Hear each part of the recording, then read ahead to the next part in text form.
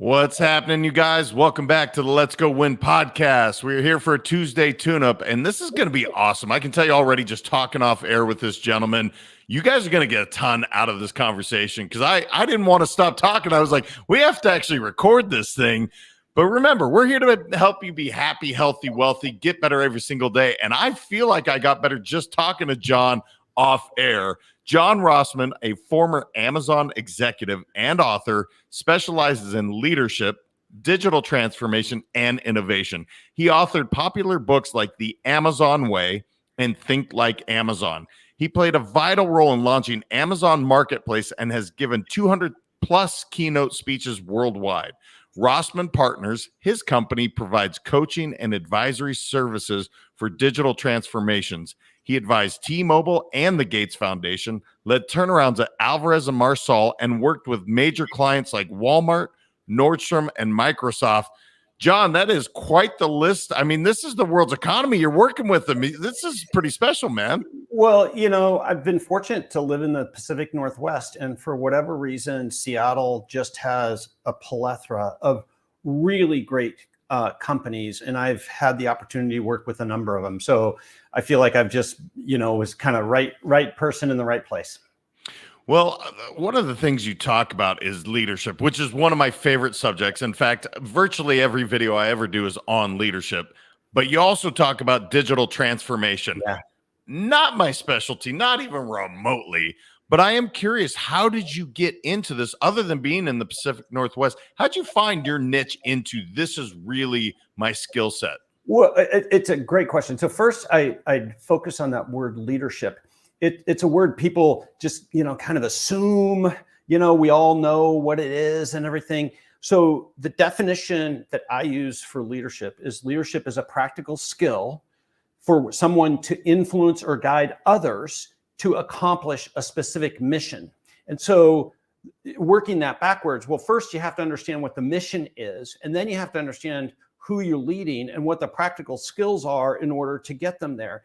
And people don't focus on those. Like, you can build these skills, but they do have to be tuned for the specific mission. And so the mission that I work with leaders on is specifically like, how do we compete differently, especially in this age of, digital disruption, digital transformation, AI. Our operational playbooks tend to be pretty excellent, but our ability to innovate and change and to experiment tends to be a little weak. That's the playbook I focus on, and that's what I mean by leadership. How I got here was I was a leader at Amazon. For the first time in my life, I just paid attention in class. I mean, it was an incredible experience. It was early 2002 through late 2005. And everyone was doubting Amazon, it was Amazon.com, Amazon.toast, and Amazon.org because we couldn't make money. And I got to play a key role. I led the launch of the marketplace business in 2002. But our leadership, we were hammering out these leadership principles of like, how do we think? How do we hold each other accountable? How do we prioritize things? How do we work together? Like, that's what this set of leadership principles is really oriented to do. I left Amazon late 2005 working with my clients, and I started to see the power, not in a blunt instrument, but in refined ways of like, oh, insert this story here or that approach here. And I could really help make a change. And it was one of my clients at the Gates Foundation who came to me and said, you should write a book about this. And so we wrote The Amazon Way, and my life just changed because I now had a platform to help influence others differently. And that's how I got in this game of keynote speaking and helping leaders truly change their companies and to some degree their own approaches so that we can truly compete and win in the digital era. Yeah, I love you use the word compete and win, and I love that, and we're definitely going to touch on that. I have to go back for a second because I'm sitting here thinking, I remember Amazon when it was literally with books, but there's listeners right now that, no, Amazon's this behemoth, but you're talking about foundational principles that allowed for this. I don't even know what you call the growth because it's beyond comprehension how it went from what it was to what it is today, which is, again, in large part, the world's economy is through Amazon. Yeah. And you were at the ground floor, it sounds like, really talking about those principles. What a remarkable rise. It really is. I think it's one of the great stories that gets skipped over. And Jeff Bezos, he was just all in, and I think kind of where he's at today and everything is really easy to take pot shots, but he walked away from an amazing job and career. He pushed all of his chips on the table. He acted the same way when things were bad as when they were good. And he was the one, because of just his persistence and faith and intuition around better things for customers, made it all happen. And only in America could a story like that happen. And I think we should celebrate people like that and not degrade them and everything, because he truly has changed the economy, changed the world, changed our expectations. And I think it is a great story. The one superpower that doesn't get highlighted much relative to Amazon and Bezos is this strategic patience. So the marketplace business, so that was the third attempt at a third party selling business. Everybody, especially internally, were advising Jeff, like, it's just not going to work for us. We can't do a third attempt at this. And he had a deep keel and said, no, man, we're gonna try to, again, have conviction in your strategy, but flexible on your tactics, right? And so, and it was even several years after we launched the marketplace business in 2002. It was really 5-6 years after that it really started to impact the business. And that you don't see leaders with that type of orientation. Now, that doesn't mean you want to be patient with everything and you want to have a high sense of urgency to the things that should have urgency today, but understanding change and business growth, and especially when you're innovating new lines of business, oftentimes it takes time to get the customer experience perfect, to get your operating model in line, and to let your customers adopt to the new model. Yeah, one of the things, again, off air, we were talking about is one of your younger sons had played at a new place, and you were talking about that first year, I think it really was, where, man, it wasn't going great. We made a big change, but this is so applicable to business. I did the same thing when I moved my kids to Florida. I was the devil walking for about a year. Like, dad was not a good dude. But the truth is, just like in business or any change, you have to see the mission. I love what you said, and clearly setting that mission and saying, look, here's where we're going. This is what everybody's going to rally behind. We're all going to be rowing the boat in the same direction. Yep, there's a little strategy shift we got to do here, but we're communicating it all. Is that what a lot of people miss? Is A, you got to have that grit, persistence, and just, you got to see it through no matter what you're getting faced with. And B, we all have to be aligned in rowing in the same direction and not going in a circle. And what you just did is a great example of strategic communication. You were defining what the mission was. And I think, again, one of Bezos' hidden skills was the ability to simplify the messaging and staying on point. And what leaders do wrong about that is they tend to complain about the current state, and they're not clear and explicit on where we're going and what is it going to be like. And so Amazon has a variety of tools or techniques to help reemphasize that. And one of them is called a future press release. And, Jeff would always say, he'd go, John, can a third-party seller register in the middle of the night and sell an item and to delight a customer? Yes or no, right? And that was his way of both testing, like, you guys are staying on mission, and he was always talking about the future. And so that type of strategic, simple communication helps keep and align everybody to what we are trying to accomplish and what it should feel like for our customers, for our partners, for our employees. And so that type of on-point communication is a really big part of important leadership. There's a term called chief repeating officer, right? And that's what a chief repeating officer does, is they find the line to keep repeating, but then they can go down a level, right? And so you have to know your audience and know the moment and be able to go down the communication stack to suit your audience and to suit the needs of the moment. One of the words in your bio is digital transformation. And now, transformation, the word alone, is one of my favorites because truly, when you watch somebody transform, when you watch something transform, we're talking about a major shift. We're talking about A fundamental change, right? 100%. And that's not easy typically. People resist change, hence why my last book is called Upgrade. I don't try to change anybody, I just try to upgrade a little bit. Love that. Love that. But the word digital transformation, those two words together, and you mentioned AI.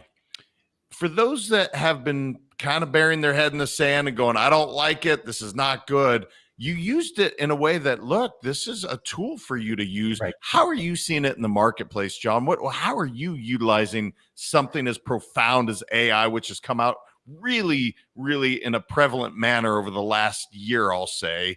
How are you seeing it affect the business landscape today?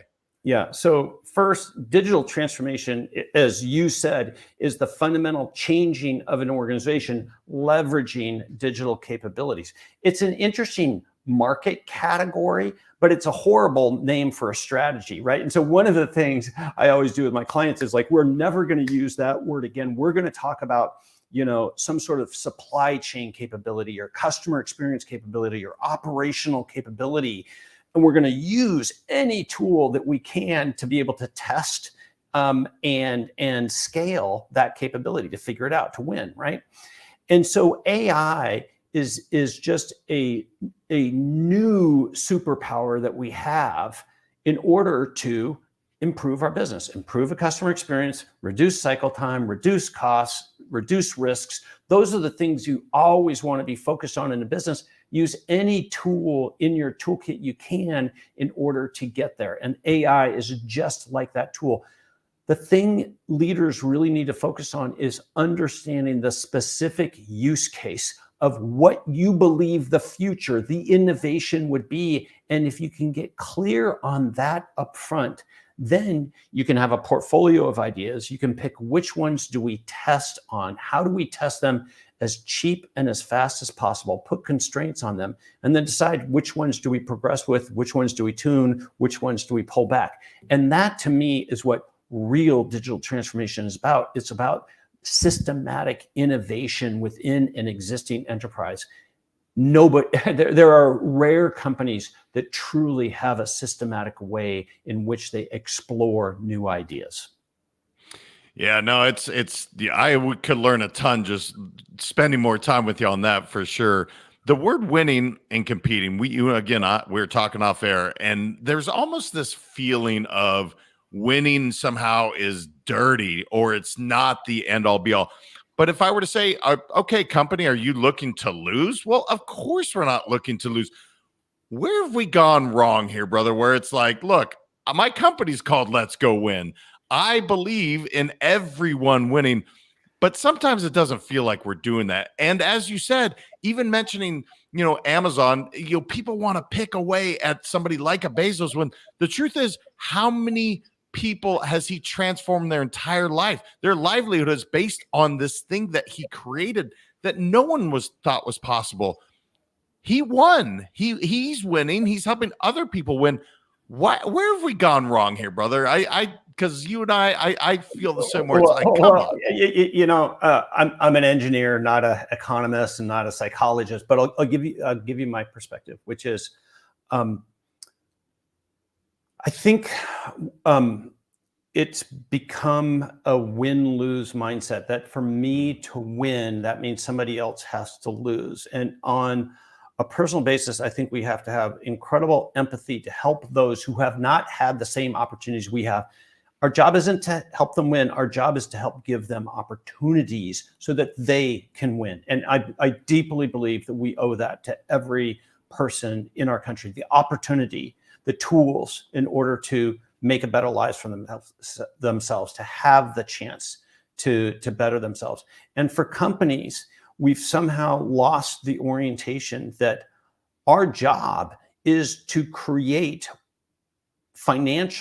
a financially viable business that serves our customers, that is a great place for employees and for shareholders. And that is the only way to actually guarantee those great jobs. And so we've gotten away from this orientation of like, it sometimes takes really hard things to create the business and the tool that will be over a long period of time a winner. And the way I define a winner in business is a company that over a long period of time, 5 to 10 years, if you think about the quadrants of competition, that they are in the upper right-hand quadrant in terms of profitability, and they are in the upper right-hand quadrant in terms of new growth coming in the business. And if a company is in the upper quadrant in both of those things, I think they are a winner. They're both have a great business today, and they are investing in future businesses. And you need to keep an eye on both of those things to be a long-term winner. Yeah, and the win-win there, you said the word opportunities. Look, this is simply an opportunity for, I want to be a third-party vendor through Amazon. My neighbor, I don't know his exact net worth, but he's making a very nice living providing a service to people now that is available to them at any time. Well, that was an opportunity. People always, talk about how, Amazon or other companies have destroyed, the mom and pop bookstore and things like that. And that's true. But yet they forget to recognize the fact that there's over 3 million sellers on the marketplace business, the platform that I launched, 3 million sellers. So people that could have never had access to a platform to sell to customers, to have their own independent business, now have that opportunity in a much lower risk, low capital platform in order to do that. And so that truly is the story of digital disruption, which is there's winners and there's losers. And if you're waiting around for the government or somebody to figure this out for you, that's complaining is not a strategy, right? You got to figure out how to go compete and win. Yeah, and I guess what I would say is it's just evolving, right? It's the mom and pop bookstore. Maybe that was the coffee shop that now Starbucks has Starbucks everywhere. Look, it's not saying you can't have your coffee shop, but if this other company is doing it so much better than you, perhaps, and my neighbor I'm talking about, he was a banker that decided, oh, I'm going to go ahead and be, I don't know his exact e-commerce through Amazon, and he evolved. That's cool. I don't see the problem with that. It's just simply an opportunity. The world changes. It's going to evolve, and you choose to evolve with it or you don't. But everyone has this opportunity to be on Amazon Marketplace, an amazing platform that you launched. What didn't I know enough to ask you, John? What you've been working with? Because we've talked about Amazon quite a bit, but I know that was just really the basis of you've been working for the better part of, I think, 15, almost 20 years. Yeah.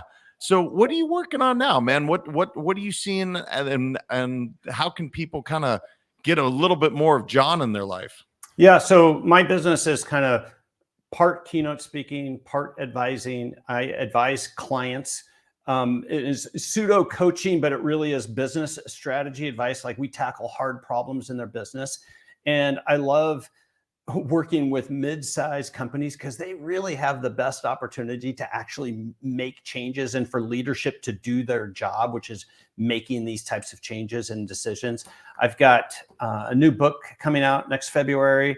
It's called Big Bet Leadership, Your Transformation Playbook for Winning in the Hyper Digital Era. And I wrote it with a former client of mine from T-Mobile. And it really is the story and a set of principles and tools to give senior leaders the ability to how to actually build this innovation and transformation playbook from a leadership standpoint within their organizations. Well, congrats on the next book. Is that number 3, or maybe you have some? That is number 4. And I've got an offer for your listeners. So if they go to bigbetleadership.com, you'll find a form there. I'll be doing a free Kindle book giveaway when the book is launched next February 27th. And all I request is that they write a customer review for the book, but not required, but please register. And I'll do 10 or 15 people from this show who register at the site to to give them. It'll be a great book. It'll be a nice production piece. Well, thank you for the offer. That's Absolutely. incredible. I'm anything else that I didn't know enough to ask you, John, that you're like, Jay, and we got to get this to the audience. The book offer is amazing. Congratulations on number 4. That's quite the task in itself. But what else didn't I know enough to ask you, John, that you want to kind of leave the audience with as we wrap up? I would just say, problems are not like wine. They don't get better with age. And so think about your business. What are the hardest problems in your business? Feature them, bring them to the front, debate and write out what you think that your hypotheses, your guesses are relative to how to fix those, and then debate them, have hard debate about these things. And that is actually experimenting on these ideas. And that's the best and cheapest form of experimentation. And then decide how you want to proceed on them. Don't ever do this with just one idea. You always want to have a set of ideas that you're working together, because the comparison helps bring contrast and will help make better decisions. That's the work I do with my clients, but you don't need me. You don't need a management consultant to do this. You can absolutely do it on your own. And that's really the goal of the new book, Big Bet Leadership, is to give business leaders a set of tools and approaches that they can share as a team to have this type of lively debate within their own organization. Well, I love the name of the book, Big Bet Leadership. That is awesome. I mean, that's ultimately what leadership will determine whether you succeed or fail. I truly believe that. So it sounds like this book is a perfect time to come out. We have a lot of that going on in the world. We need better leadership. So, brother, thank you so much for coming on and sharing your insight and expertise. Well, JM, it was super nice to meet you, and thanks for the work that you do, and great connecting. It's truly my pleasure. You guys, I mean, look, we talked about one of the biggest companies in the world that's shifted, and he was a part of launching that marketplace. The guy knows what he's talking about. Go check out Big Bet Leadership. Go get your book. He said he's going to offer 10 to 15. So first ones to get in there, February 27th, I think he said the official launch was. So get in there and get that book. Share this with somebody, guys. This is fascinating. Hearing about these amazing companies. Amazon started talking about principles and fundamentals early on, and look at the rise they had. Absolutely incredible. Make sure to share this with someone that can appreciate it and use it. And until next time, remember, your mindset matters. I appreciate y'all.